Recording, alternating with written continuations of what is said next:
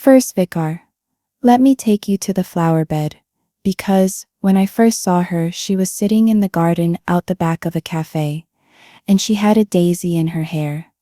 A daisy just like the ones in this flower bed. I had ordered a cup of chamomile tea and a piece of carrot cake, and I was planning to work on my novel. I'd already been at it for 2 years, and now I had my 8th draft and my red pen ready to pick away at it some more.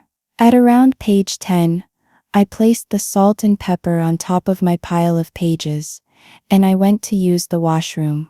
When I returned, a woman with long brown hair and adorned with a floral summer dress was sat in my chair reading my novel. Naturally, I said, "Excuse me?" She responded by holding her hand up like a stop sign. I reached for my novel. She moved it out of my reach and continued reading. I stood there, incredulous, until her gaze reached the bottom of the page. At that point, I emphatically presented my hand for the return of my novel. She turned the page over and emphasized her own gesture. I protested that my novel wasn't ready for reading yet. She re-emphasized her gesture. I protested that the paper she was holding was my property. She swapped her gesture for a single finger, as if to request one more moment. I sighed, bit my lip, and let her have it. Finally, she looked up at me for the first time.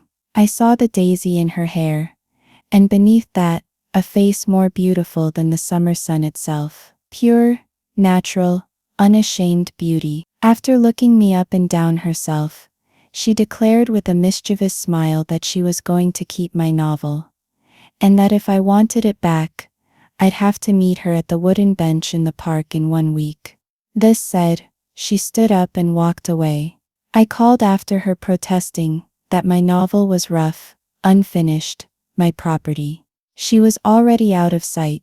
"Walk with me now past this flower bed, to the wooden bench over there. Take a seat, and I'll continue my story." I dare say I was a little apprehensive as I approached the park bench a week later. However, when I sat down, she placed one hand on my 8th draft and one hand on my shoulder. And she told me with a smooth, earnest voice that my story had captured her imagination unlike any other. She told me that my story was excellent, but that she was going to make it glorious. Those were her exact words, and they inspired a warmth in my heart. We sat on that bench for hours and hours, weeks and weeks, months and months. We deepened my characters, escalated my tension, paced my action, perfected my climax. Every suggestion she made, taking her pencil from between her lips and twirling it twice around her finger, sanded a rough edge, filled a plot hole, or set blood racing through the character's veins. She stoked the refining fire and walked with me through its midst. And at the end of it all, we held both a piece of written beauty in our hands and memories of exhilaration and deliberation in our hearts. And I also knew that, in her presence, I felt as special as the book we'd made together. Now walk with me out into the paddock, because it reminds me of a field where we sat in the crisp spring sun, awaiting replies from publishers. With every month we had spent together, I had grown more and more attached to her. Ow! The beauty in her face, which ensnared me at first, had rapidly paled in comparison with the beauty in her mind. She fascinated me, challenged me, elevated me. I thought her mind was pure gold. But then I began to catch longer and longer glimpses of her soul, and I fell madly in love with it. If I thought she was pure gold before, then I knew she was inlaid with diamonds now. Though it seemed it all, I thought I'd seen. Then one day, when we were sat in a field just like this, I saw the beauty in her face once again. I had scaled the heights, fathomed the depths, spanned the breadth, and now, with all my heart, I loved her face, I loved her mind, I loved her heart, and I loved her soul, and all at once, all in harmony. She was physical and spiritual, pleasure and piety, body and soul, angel and human. She was love. Now would you please follow me back towards the house? On our way, we'll find a willow tree that I planted 25 years ago when I was 25 years old. Yes, here it is. And I'll resume my story on a bright May morning. 1 month before I planted this tree, and she was offered a job in Milan curating ancient manuscripts. And I celebrated the arrival of her dream with her. And I sang when she danced. And I cheered when she cheered. Then I walked hand in hand with her through the final 2 weeks of packing and preparing, confirming air tickets and accommodation, bidding family farewell, and wishing friends all the best. And we drank tea, cycled around town, watched movies, window shopped, ate pizza, and I prepared myself to say goodbye. But when the night before the day of her departure came, I didn't sleep at all. All night, I saw open-eye visions of myself sitting alone in a field of daisies. She was sick, it said. I drove her to the airport after lunch the next day. We chatted about mad Roman emperors and large pizzas, Leonardo da Vinci and espressos. She was sure when we arrived at the airport, and I says when a spermate when we all, and I waited while she checked in. Then I followed her up to the doors of the security check, and I steeled myself against this moment. The moment when she would take her first step away from me. And I says when my niel. And I says bernia sicket. I wanted to keep her by my side. I wanted to go with her. I couldn't leave my home. I couldn't leave her. And I say goodbye. And I say goodbye. And I say goodbye. She would said with a tear in my eye. And a tremor in my hand. And she was gone. Suddenly she was back. And she was kneeling in front of me. She wanted me to marry her. She explained that she had waited for me to ask. But she couldn't wait any longer. I heard her request. I saw her kneeling. And I was shocked, I was dumbfounded. And I was crying. Somehow, in all my pondering, in all my wondering, in all my preparation for this moment, I never prepared for this. She said that she would buy a ring in duty free if I bought a ticket on the next flight. Instead, I told her that I was a young, unprepared, untraveled, inexperienced boy who had to let all good things come to their rightful ends. Those mad, blundering words broke both of our hearts. She left without saying goodbye. A few weeks later, the advance on my book deal came through, and I bought this old house in the middle of nowhere and planted this willow tree in the garden. I've heard that it symbolizes forsaken love. I just thought it looked beautiful, like she did. Years passed by, and the willow grew until I could hide behind its branches to weep. By that time, I knew I'd made a mistake. But by that time, I also knew that it was far too late to do anything about it. So I would hide behind the willow's boughs and think of her. I'd remember her eyes, her smile, and her little toes, her hair that daisy, and the freckle on her nose, and I'd cry. And I'd try to write another novel. Words would never come in the study or in the living room. They wouldn't form, but under the willow tree, I could always write something. I started to talk to the willow tree, as if it were her. I would ask the branches what they thought of my stories, and I could hear her voice in my head. Answering, she'd tell me where to put an adverb, and where to leave one out. She'd tell me where to foreshadow, and where to weave the subplot. But as years went by, and I managed to strike out a page or two each day under the tree, I realized that my characters were all beautiful, mischievous, committed, caring, and tragic. They all had a daisy in their hair. Come with me now to the beech tree. With the rope swing, you see I couldn't write. After I realized that every character I ever devised was her again and again. So I took to swinging here for hours. I'd just swing and think, swing and regret, swing and sigh, and life became slow. Life became stagnant. Life began to rot. In spring when the trees blossomed, I'd hear her whisper in my ear, love is the genesis of life. In summer when everything is blooming, I'd hear her whisper, love is the bounty of life. In autumn when the leaves turned golden, I'd hear her whisper, "Love is the treasure of life." And in winter when snow covered the ground, I'd hear her whisper, "Love is the fire of life."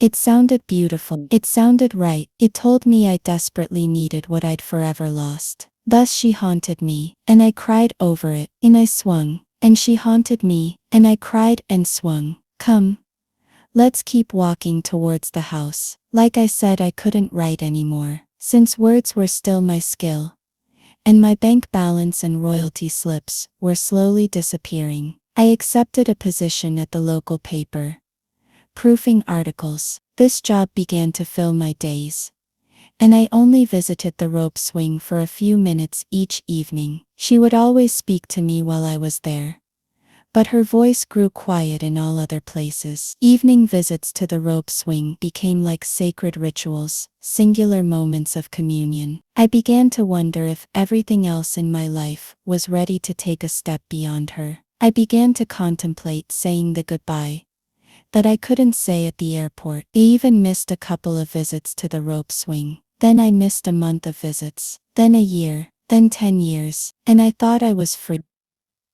I thought I'd found the happy ending. I'd like to show you a tree just behind the house that reminds me of myself. This is the oldest tree in the garden, and it's the tree that supports the largest creeper. You see, 1 week ago today, I turned 50. My sister organized a marvelous party with balloons and cake, and streamers and a banquet worthy of royalty. She also sat on the phone for hours and hours, amassing the perfect guest list. She invited the warmest characters among family, friends, and colleagues. She excelled herself. It's not her fault that I knew none of the family members. They might as well have been strangers to me. And it's not her fault that she had to turn to her friends to find any friends at all. And what great people they were. They celebrated my life as if it were their own. And of course she did the right thing to invite my call. But although I knew what job they did and which office they sat in, I didn't even know if they liked a pint of bitter or a glass of wine.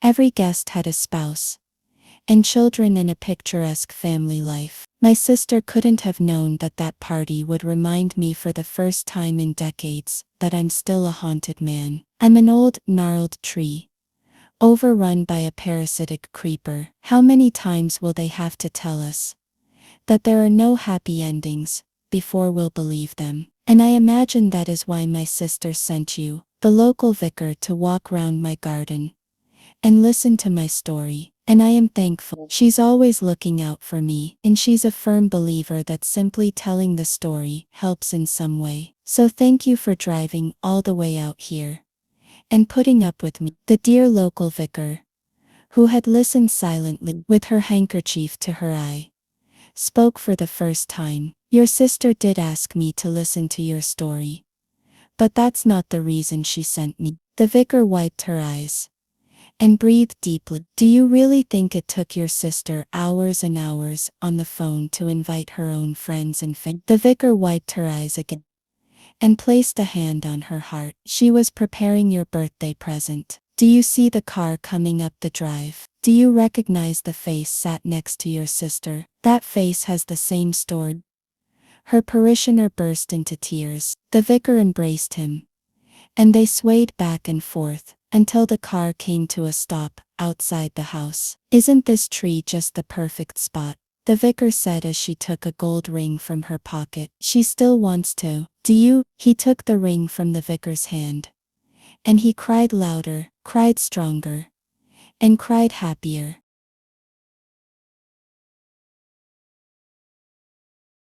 Nora was the youngest matchmaker in her village, and in all of the surrounding villages. She was also the youngest person anyone still alive could remember being appointed as a matchmaker. She had passed all of the tests on her first try, completed her internship by the time she was 16, and been approved and authorized by the king when she was 17. She took her job very seriously, and no one dared question her when she made a match. Nora decided she wanted to be a matchmaker when she was 5. She and the other neighborhood children would play house together when they had finished their chores. One parent was always supposed to supervise, but they were often left by themselves on the dirt patches that acted as lawns in front of one of their homes. Everyone else seemed to be more interested in what happened after the match had been declared, but not Nora. "I want to know how they decide on the matches," Nora said. No one wants to be the matchmaker. Her best friend, Juliana, had told her almost as though she was warning her. "They want matches." Juliana might as well have said, "Be more normal, Nora." Probably because her friends were so opposed to her being a matchmaker, Nora decided that she would be one. It wasn't hard. Usually the position had to be specially appointed by the king himself, since there were so few volunteers. The tests were easy enough. The internship was a joke. The process of getting authorized was essentially just showing up. It paid well enough. Nora was able to support her mother and her little brother off of her income. The issue was that no one wanted to be accountable for a match gone wrong. Nora didn't care about that because she knew none of her matches were wrong. The position of a matchmaker hadn't been around for very long, but everyone seemed to agree that it was the best option, even if it often resulted in unsatisfactory consequences. Each village was required to make 5 matches a year. The deal had been made 50 years ago by the current king's great-grandfather. He had decided that it was worth it to appease the Tariat. The deal had not been renegotiated since. There had been whispers of rebellion for as long as Nora could remember, but no action had been taken. "If we all fight at once, we could win," her father whispered. Then he disappeared. "We could go west, hide in the mountains," Silas whispered. "We know the terrain, we could survive." Then he disappeared. "It seems the smartest option," Nora's mother said. "It seems fair to me." Then she continued baking bread every day and selling them for $4 a loaf. Nora sat in front of her deck of cards. Each one had the picture of a village member's face on it. Underneath the image was the villager's name, birth year, and any special talents. The one she was looking at now belonged to a girl she had gone to grade school with named Annabelle. Annabelle's card showed her image: pretty blonde hair, brown eyes, no smile present, not even the hint of one in the corners her mouth. She looked small but strong, tired but determined. She Annabelle Warrant 2073 blacksmith apprentice. Nora chose Annabelle for the next match. One of the many reasons no one wanted to be matched with a Tariat was because of their appearance. And many people in the villages could go their entire lives without seeing one. And based off of the rumors they heard, they were content with this. Chia Nabel's to rumors they heard they were content with this. Chia Nabel's to rumors arrived to Milam Cerny. Itin to Rebels arrived. In Centurab a 7 to arrived. Their teeth were much too long for their mouths, protruding over their bottom lips. In some of them had holes in their cheeks from where their teeth relentlessly scraped away at the skin in their mouths, until there was none left. Their breath smelled like rotting meat. Their skin was too green to seem human, despite the legends saying they were. In sense of them had any hair anywhere on their bodies. In fact, the thing Nora hated about them the most was their lack of eyebrows, making their black eyes look even more piercing. Nora wasn't afraid of them though. She knew they wouldn't hurt anyone, as long as she continued to make 5 matches a year. How can you do this? Juliana had asked when the news of Nora's authorization had gone public. Someone has to. Chia Nabel's piece. Tears streamed down her cheeks steadily. She tried to wipe them away before Nora could see. It didn't matter either way. You remember we used to play this when we were children? Chia Nora asked. We played house. We didn't play matchmaker. See, I played matchmaker. In Centurone, Els played house. This is what I've always wanted. It's meant to be. It's evil is what it is. Chia Nora received the information from the Tariat once every 73 days. She never received a picture, but she received the prospective match's stats. Name, Ogden height, 7'2" inches weight, 450 pounds. Other Ogden wants a match to make his family happy. Ogden hopes to bring his match back home to meet his puppy Josh and his goldfish Alice. Annabelle might not be happy with this match, but keeping Annabelle happy was not the priority. Nora's job was to keep the Tariat happy. 2 days later, Annabelle approached the designated location. The Tariat changed the location once in a while for safety concerns. They had already met at this spot 3 times before, so Nora was sure this would be their last time meeting here. Nora sat on a metal folding chair she had placed in the shade of the only tree around. Annabelle looked at her. Nora nodded reassuringly and gave her a thumbs up. "Are you sure I'm in the right place?" Annabelle asked, raising her voice so Nora could hear her clearly. "Just wait," Nora called back. Less than 2 minutes later, Ogden could be seen in the distance, approaching the spot where Annabelle stood. She shuddered. Only Ogden was visible to the 2 women. But Nora knew that the rest of the Tariat were waiting out of sight in case anything went awry. Truthfully, Ogden was not the ugliest of the Tariat that Nora had ever seen. His skin was only slightly discolored, his cheeks still intact. He did, however, have a weak spot on his stomach. It looked like a collection of large boils, providing an easily accessible, already weakened and painful spot. Nora wondered if Annabelle saw it, but she knew better than to say anything. The match began on time. Ogden charged Annabelle. She held out her sword, pointed directly at the weak spot on his stomach. Good, Nora thought. Maybe she stands a chance. Annabelle missed, her sword flailing around in the air as Ogden sidestepped her. Nora wondered if Annabelle had forged her own sword. The match didn't last long. Ogden quickly wrestled the sword out of his opponent's hands and used it against her to stab her feet first, ensuring she could not run away, then fileting her side. It was a classic Tariat move. Ogden picked up Annabelle's lifeless body, twisted her head off with his bare hands, and threw it in Nora's direction. He smiled at Nora and nodded a thank you. Nora nodded back. She picked up Annabelle's head in order to safely deliver it to the Warranty family and began heading back towards the village. She had 70 days before the Tariat sent her information for the next match.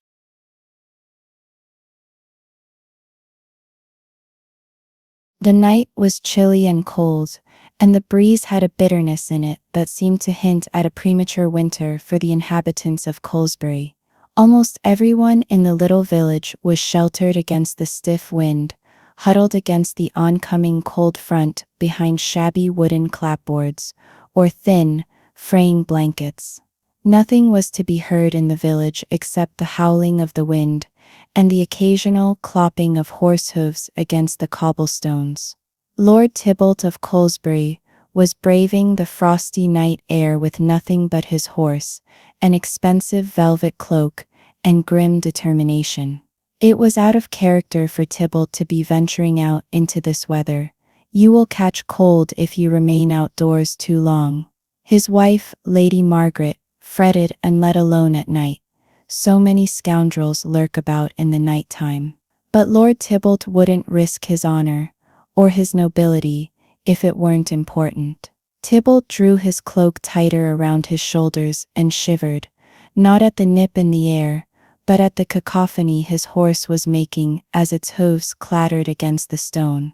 If he were caught, he could be hung, or worse, burned at the stake.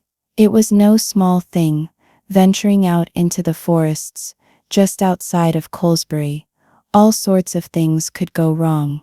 But it wasn't as if he had a choice. Soon enough, the cobblestones became littered with dried leaves that crackled underneath his horse's hooves, and he knew he was getting close. The stones gradually faded into a roughly beaten dirt path, which he blessed as it muffled the sound his steed made. Skeletons of dead trees hung over his head and clawed at his clothing, and somewhere in the distance an owl hooted. Goosebumps skittered up Tybalt's spine as he remembered what his wife said about owls, bringers of bad luck and ill health they are. But he brushed it off and urged his horse into a brisk trot.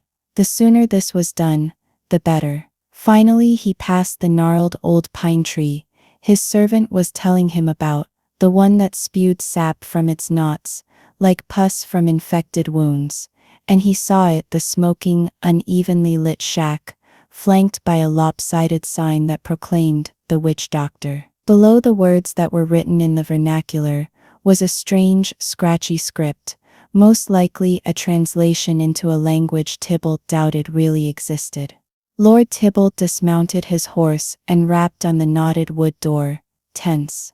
He waited for a moment, then two, before it creaked open and a rasping voice said, "Come in, come in." Tybalt took a step forward, and was immediately affronted with a pungent, bitter odor, no doubt originating from the dried herbs that were hung from the rafters. Smoke was rising from the fire in the grate into the crooked, sooty chimney, on which something equally acrid was boiling in a rusted kettle. The scarred wooden table was cluttered with various nuts, herbs, plants, and roots, all thrown about in disarray around a large, yellowing book, its pages packed with an uneven scrawl. For a moment, Lord Tybalt was so taken aback by the untidy appearance of the hut that he didn't notice the strange little man standing behind him. Customers? At this hour?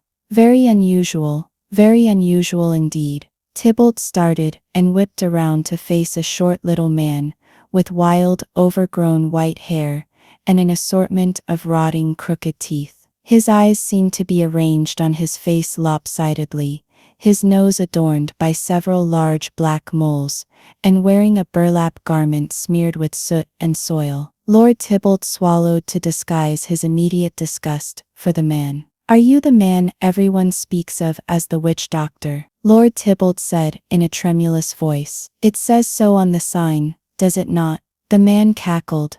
"I am in need of—" Lord Tybalt coughed on the sour fumes rising from the kettle. "A favor from you." The witch doctor approached Lord Tybalt, and though he was several inches shorter than he was, Lord Tybalt flinched away from him. "Most people who come here do," the witch doctor wheezed. His voice crackled like the dying leaves his horse had trampled underfoot earlier. His breath smelled of wet earth and decaying undergrowth. "What is it you need of me?" That is well," Lord Tybalt blustered. His chest swelled underneath a rich velvet doublet. "That is, my daughter, wild girl, does not agree with me." Lord Tybalt coughed again and puffed his chest up even more, an act that gave him confidence. "My daughter is to be married to a Lord Richard of Kingstead. Very wealthy man, very influential." Tybalt wrung his expensive cloak between needy hands. "We arranged for her marriage to the man, as soon as we heard of his looking for a wife." Understandable, the witch doctor croaked, sprinkling dried leaves into the kettle, while mumbling strange words under his breath. "Yes, well, but my daughter, she will not have it." Lord Tybalt was getting flustered now, his face gaining color and fingers uprooting hair almost subconsciously. "She has taken up with this peasant. I will not have it, doctor. It would ruin me if word got out that. Tybalt's voice broke off, and he sank into thought as he considered the numerous consequences that would befall him if word got out. His daughter was associating with a commoner. "Ah," the witch doctor said wisely, stirring the kettle on the fire thoughtfully. "You wish me to make the girl fall in love with her arranged husband. You must understand, it would ruin me, my reputation and wealth, if she were not married to the man." The witch doctor nodded, and waved his hands through the smoke from the fire absently. "And what do you offer me in return?" Lord Tybalt removed a ring from his finger, thick and golden and inlaid with precious stones. He dropped it into the witch doctor's dirt-stained palm. Yellowing, gnarled fingernails pinched it tight and held it up in the light. "Worth quite a lot, I'm expecting, and very potent in alchemic studies. Yes, I believe I can help you, dear sir." And the witch doctor disappeared into a side room, no doubt collecting supplies for a potion or spell. Lord Tybalt wrung his hands and flushed in the heat of the fire, despite the cold outside. 5 minutes passed, then 10. Lord Tybalt was just considering leaving the hut, riding home, and attempting other means of pairing his daughter with the Lord Richard of Kingstead, when the witch doctor hobbled out of the room, carrying a small brown package tied with a scrap of twine. He thrust the thing into Tybalt's hands. "This is for your daughter's eyes, and your daughter's eyes only." You must not open it nor let anyone else open it for you. Your daughter must be the only one to see the contents. Lord Tybalt's eyes widened. Is it a spell, witch doctor? Yes, yes. You must let her open the package. Then leave her in her quarters for one whole day and night. Do not talk to her. Do not attempt any contact with her other than leaving food and drink by her door. Do you understand? Tybalt nodded fervently. He clutched the package tightly. The witch doctor patted his hand, then limped over to his table. One last thing, he said. 2 sprigs of something dried and dark green clutched in his hand. You and your wife must steep these in a cup of tea directly after you give your daughter the box. Drink all of it. Do you understand what you are to do, good sir? Tybalt nodded. Give my daughter the parcel. Leave her in her room untouched for 1 day and 1 night. Directly after giving the box to her, my wife and I will drink a cup of tea with this. He gestured with the sprigs the witch doctor had given him, steeped in it. Thank you, witch doctor. Lord Tybalt then gathered his parcels, herbs and dignity, and mounted his horse. He urged the mare into a stiff trot and made his way toward home, already dreaming of the wealth his daughter's betrothal would bring him. His daughter would love the man she must marry, and all would be well. But behind him, concealed in the shadows, the witch doctor smiled. Catherine, daughter of Tybalt and Margaret of Colesbury, woke in the morning to unusually cheery parents. At first Catherine had blanched, running through all of the special occasions that their family celebrated, and making sure she had not forgotten their dates, birthdays, anniversaries, holidays, but none of them were today. Catherine slowed her graceful stride down the stairs and looked quizzically at her parents. Whatever's the matter? Why are you smiling so? Her father rose from his chair and took her hands. Daughter, you have received a gift from your husband-to-be, Lord Richard of Kingstead. He pressed a small parcel into her hands, wrapped with brown paper and tied with a bit of twine. Catherine stared at it blankly, hiding her disappointment behind a flat mask. She took it in her hands and walked slowly back up to her chambers to be alone.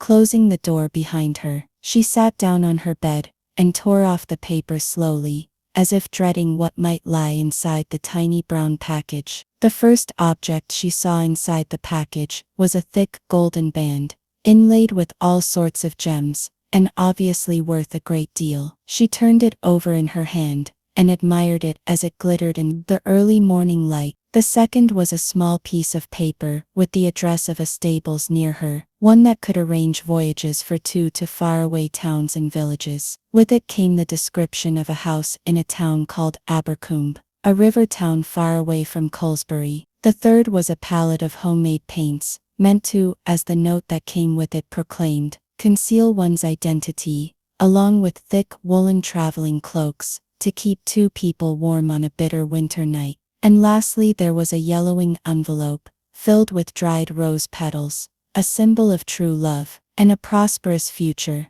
Catherine knew at once this was not a gift from her fiancé. She knew it could not be from her father, nor her mother. She also knew the purpose of the contents, what she was now able to do as soon as night fell. With the contents of the gift, everything she needed for escape was at her fingertips. Now all she needed was to wait until the cover of night, when she would sneak out to find her lover, and make haste for first the stable, then the quiet little village of Abercombe. Catherine's fingers were tingling with anticipation, her mind working feverishly to compose an inventory of things that she and her lover might need to survive, and make it to Abercombe, food and water being high up on the list. She opened her door soundlessly, and crept down the stairs, planning to filch something from the kitchen and dodge her parents' questions. It soon appeared, however, that sneaking was unnecessary. Tybalt and Margaret were slumped over in their chairs, breathing deeply as their faces pressed against the polished wood of the dining room table. A platter of unfinished breakfast food lay between them, and 2 unfinished cups of tea were still loosely clutched between their fingers. Catherine approached them tentatively,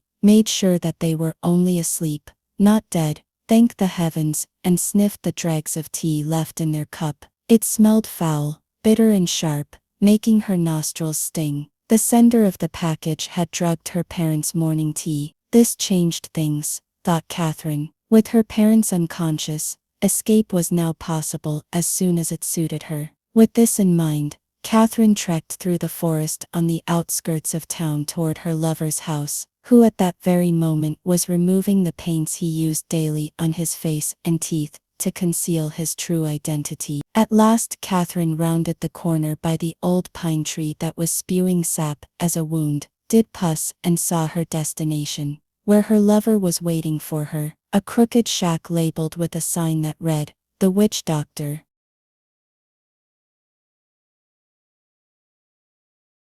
Last night, as we drove the 30-mile trip to the funeral home to say goodbye to my dear friend, Carlene, I was feeling rather blue, missing my friend, and thinking of so many regrets, what-ifs and should-haves. I began to feel sorry for myself, wishing I could have said goodbye. Why did I wait so long? Why didn't I just rush to her side, regretting not taking the time to visit and show how much I cared for her? I began to feel so far apart and distant, like in a dream I was being carried away to another time and place. My eyes were full of tears as I tried to pull myself together and gain my composure, and yet I could not help the feelings of awkwardness and shame. The ride to Lansing was quiet. Brian let me agonize my feelings to myself. I am sure he was unsure anything he said would not release a flood of emotions he was not ready to handle. A smart man, he knows when to comfort and what support is given in the silence during the reflection of one's memories. I hoped and prayed that she would somehow remember how much I really loved her. I began to question my friendship. What kind of friend does not stay in contact with one's closest childhood friend? I really felt bad for what I had missed and lost in our relationship simply by not really knowing my friend as a wife and mother. The years passed, we were busy in life, taking care of our families, never finding the time to enjoy each other's families. We talked a few times over the years, meeting for lunch or a phone call, trying to play catch up to the years that separated our lives, always promising each other that we would make the time to get together, and yet somehow never finding the time. We at last arrived at the funeral home. My stomach was in knots. Would her husband recognize me? Would he be overcome with grief and not know what to say? What could I say to him? Would her daughters remember me? Would they be mad at me? I had so many emotions running through my mind, and as we walked onto the sidewalk that day, I gazed at the garden bed and could not believe what I saw. God gave me a God wink from Carlene. God always answers our needs, even before we ask. We simply have to be looking for the opportunity to hear from Him. I stopped in my steps and shared what I saw with Brian. I could not believe it. We both were amazed. November 4th, a time of year when mums are plentiful, and summer flowers like the daisies are laid to rest. The season is finished for them. They are long gone, and yet, here popping its head out bright and perky, is a daisy. A subtle reminder of our friendship and love. Carlene was my oldest friend. I met her when I was in kindergarten 1966, a time of freedom and new ideas, and yet, a fear among many Americans whose parents experienced the ravages of WWE era was the Cold War and the fear of communism. Television was a new commodity in households across the nation. Commercials were made about a possible nuclear war, using the daisy to capture the hearts and minds of the American people. Perhaps because of this mass media hype, daisies were a popular flower in the 60s and consequently my favorite flower too. I remember when we were little girls playing Catch Him Kiss Him, picking a daisy and singing the popular rhyme, pulling a petal with each verse, he loves me not. By third grade we were inseparable best friends. We grew together and experienced many firsts. First lost tooth, brownies, Girl Scouts, first crushes, Girl Scout camping, youth trip, the first of our friends to own music records, and our first rock and roll concert, Bob Seger. Our first encounter with Jesus was at a youth camp when we were 10 or 11. I always thought we would go off to a big city and become the Laverne and Shirley of our generation. However, that was not to be. Carlene introduced me to Brian and my whole life changed directions. This young man followed me everywhere I went. I could not shake him. I began to think, what in the world did you do, Carlene? But she knew. She always knew the right thing to do. She knew me better than I knew myself. Carlene and I separated a little more and more as Brian and my friendship grew. We always said we would be in each other's weddings as maids of honor, but we continued to lose touch over the years in high school. Carlene developed a new set of friends, old classmates that were free to be carefree and young. I settled down, with Brian, ended up getting pregnant my junior year in high school. Life was tough. Carlene always stuck by my side. She threw a baby shower for me, and a bridal shower. She was faithful to me throughout high school. Brian and I ended up getting married shortly after high school. Carlene was my maid of honor, helping me plan everything including the flowers.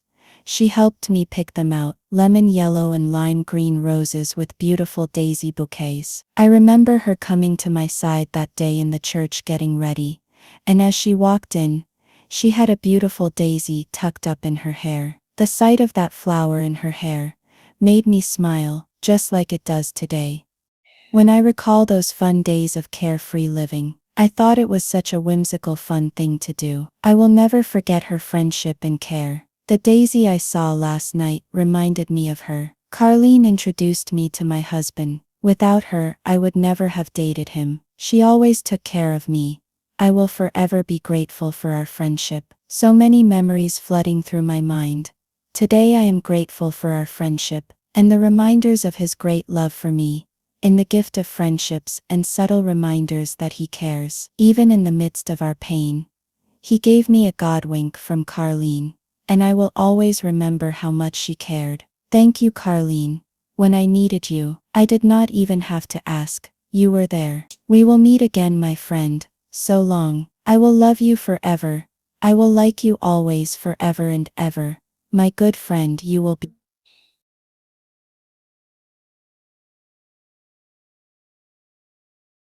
Please. We need her to marry soon.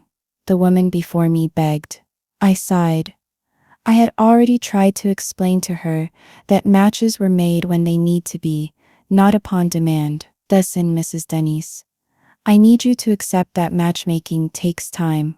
I told her again, and her smooth brow furrowed. She was very elegant and intimidated me slightly, but I wouldn't let her know that. Her red silk dahlia was long and fitted, and her shoes were expensive. Her brown hair was covered with lace fabric and tied in a low bun.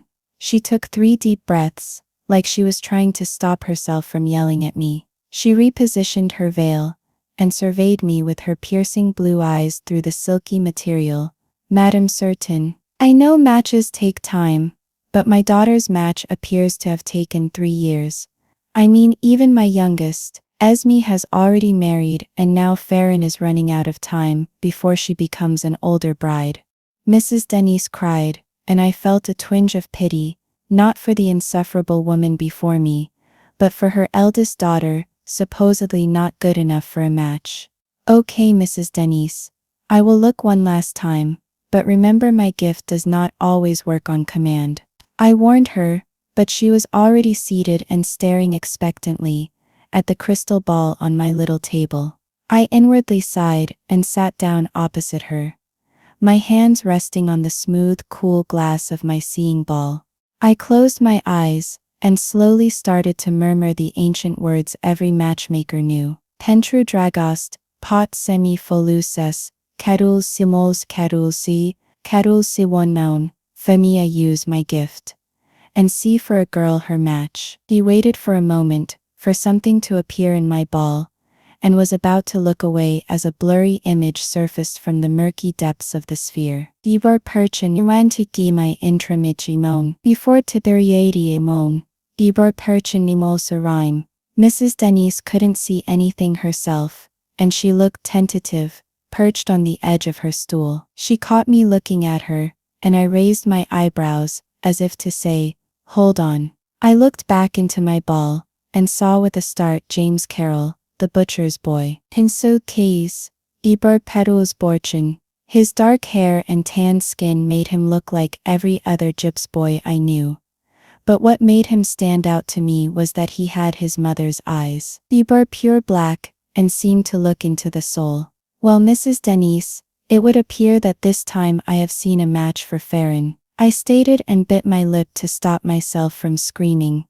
And now I have to have you in my family, you annoying woman. Really, squealed Mrs. Denise, completely forgetting that she was a grown woman in public, and that she was behaving like a 10-year-old that got asked to the ball. Yes, really, I snapped, rather irritated by her happiness. Her perfectly manicured hands were clasped under her chin, and her face was her smile, reached her ears. Well, who is it? You must tell me, she demanded, pretty much out of her seat, eager to hear who was to be her son-in-law. Well, since you seem so excited to know, I drawled, casting an eye over her face to see if she picked up on my tone. She didn't. Your daughter's match just so happens to be my nephew James Carroll. Upon hearing this, Mrs. Denise jumped from her chair with a yes and air punch. She celebrated for what felt like forever, until she suddenly stopped and looked at me, dead serious. Her veil was off-center, and her dress crinkled. Her hair had also come slightly out of its bun, and some of it was hanging just below her shoulders. Does this mean I am related to you by blood? She asked, quite like she didn't want to hear my answer. And I almost felt offended by that. Almost. Yes, it does. Is there an issue with that? I replied, keeping my anger at bay, and addressing her as polite as I could. It wouldn't do me any good to be rude to customers, even if I wanted to be. Oh no. Not at all. She rushed, a genuine smile on her face. You will be a great aunt to my daughter. I am sure, after all, you made her match, and besides, if my husband kicks the bucket, you can find me another nice one. She laughed at this, and my mouth dropped at how immature she was being, especially considering she was talking to the town matchmaker about her current husband dying. The worst part was that my mother had chosen her partner, and she didn't seem to love him too much, and that hurt for some reason. Well, Mrs. Denise, might I remind you that you should love your husband and possibly not talk of his death with a matchmaker, I said, and she looked at me, slightly pale, as if realizing what she had just said and to whom. Oh yes, I do love him, but he is 15 years older than me, and nearing his time. Anyway, I am so excited to tell Farron about this match. And you should be to tell James. She was trying to change the topic, and I knew it, but I wasn't petty enough to pull her on it. Yes, I will tell James, I said, and plastered a smile on my face. She nodded enthusiastically, and grabbing her bag, hurried out of my tent, no doubt going to tell Farron she was to be married to the handsome James Carroll. The minute she was gone, I slumped in my chair, and sighed. I placed my hand over my eyes, and tried to get it in my head that Gwen Denise was to be a part of my family. I was going to be her blood relative, and I had myself to thank for it.